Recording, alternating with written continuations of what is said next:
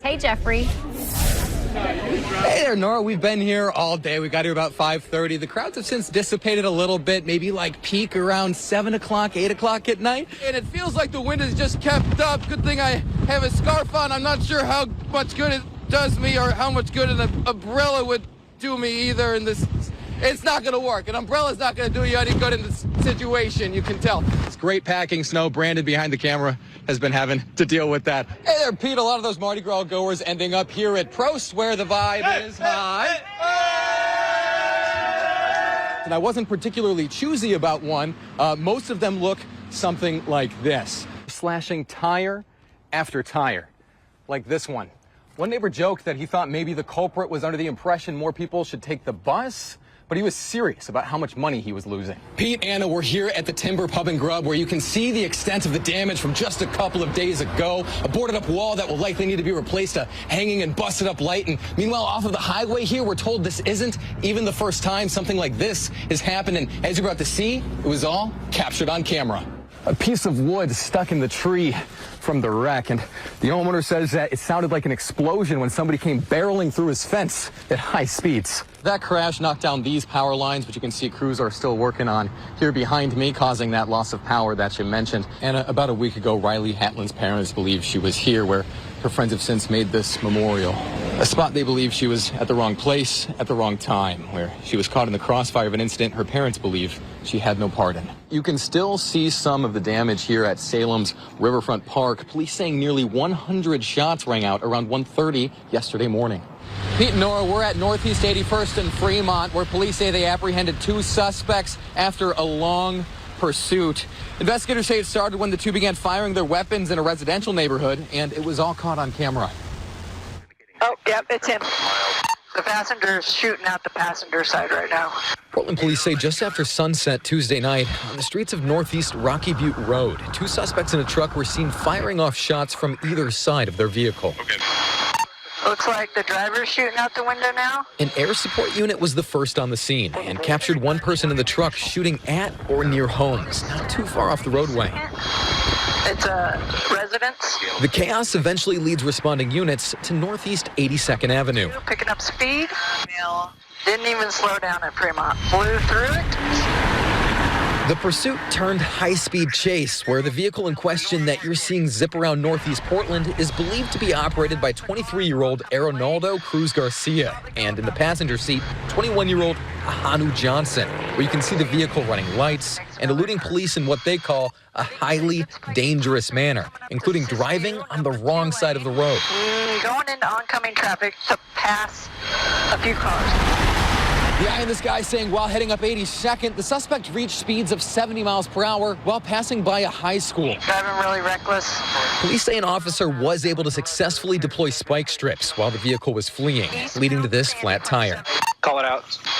Watch as a successful pit maneuver causes the vehicle to spin out, where you can see both doors open. It then becomes a foot chase with the driver, leaving the 21-year-old passenger behind, while responding officers, including a canine, follow on foot. Follow the runner. Meanwhile, at the vehicle, another officer investigates, allegedly finding weapons inside. We have a gun in the car. There's two guns in here. He's still running southbound, east side of the street. Back to the chase, where you can see Cruz Garcia running for several blocks until an officer sets up out of view, appearing to catch him off guard, and ultimately leading to the 23-year-old being taken into custody. They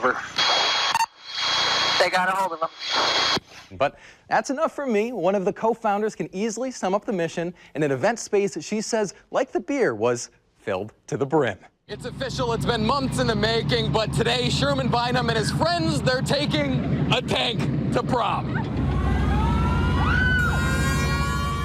But you might want to be careful as far as that food goes, because some of these rides will spin you round and round. And then the ones that drop you to the ground.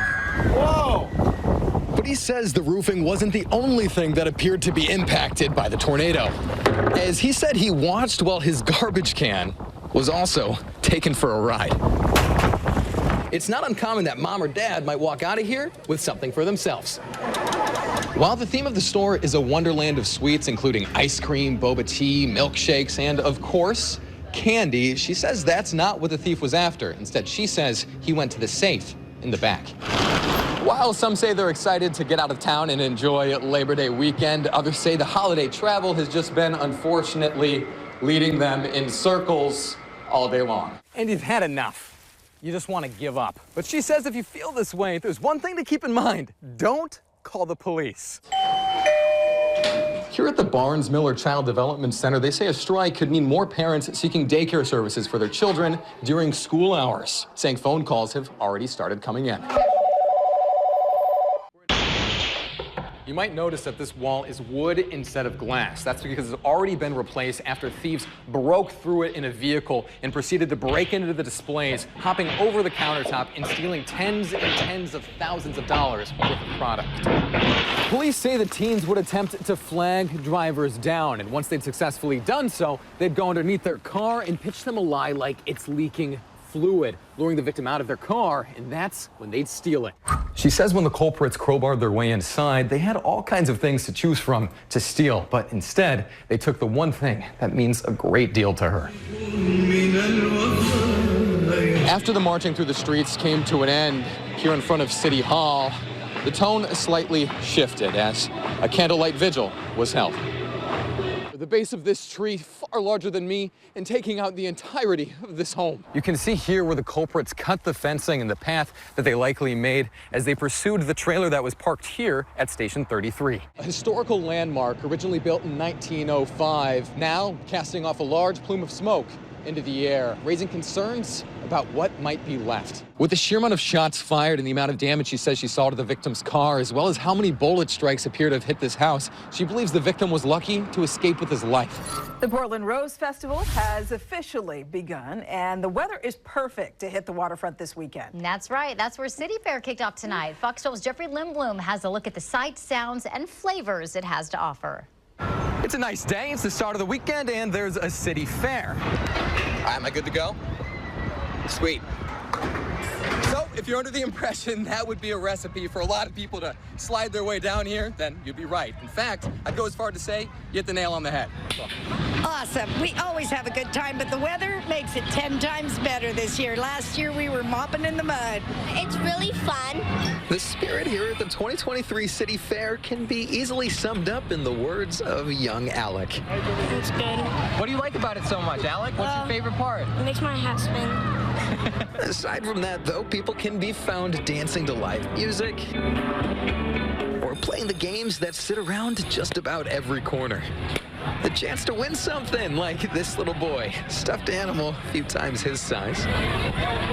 Or another chance to watch dangerous stunts, perhaps performed by this barefoot juggling fella standing on machetes.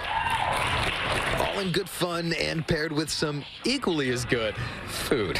Yo, so apparently I ate 3 pieces of pizza this morning and 4 drinks, so I hope I don't throw up.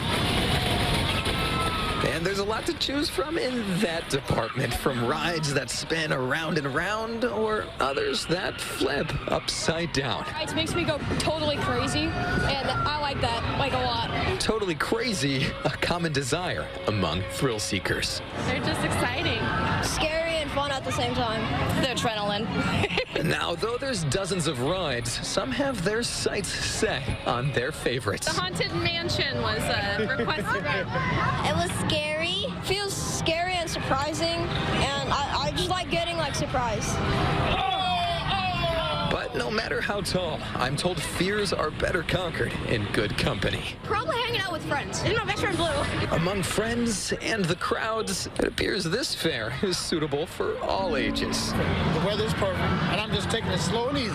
All right. Julia, however, isn't taking it easy. Yeah, you know, like my other grandson said, he goes, "You're a young old person, Grandma." She's braving the ball pit alongside her grandson. It's a lot slipperier than it looks. A little unsteady on the feet when you're stepping on balls. She's making memories, like many others. Some sure to capture the moment, snapping photos. We work a lot, and so to make these memories and have times that we can look back on and just enjoy. The fair will continue for the next several weekends, so don't strike out and miss your opportunity to come by. Reporting from downtown Portland, I'm Jeffrey Lindblom for Fox 12 Oregon.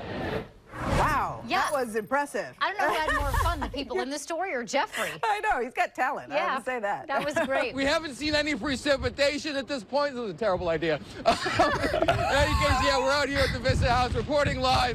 Jeffrey Lindblom, Fox 12, Oregon. Jeffrey about to pull up Mary Poppins there. Oh, wow. Jeffrey, go to the Italian restaurant. Get some of that warm food. You earned it, bud. My word. Okay. It's on us, buddy. Thank you very much. Guys. Wow.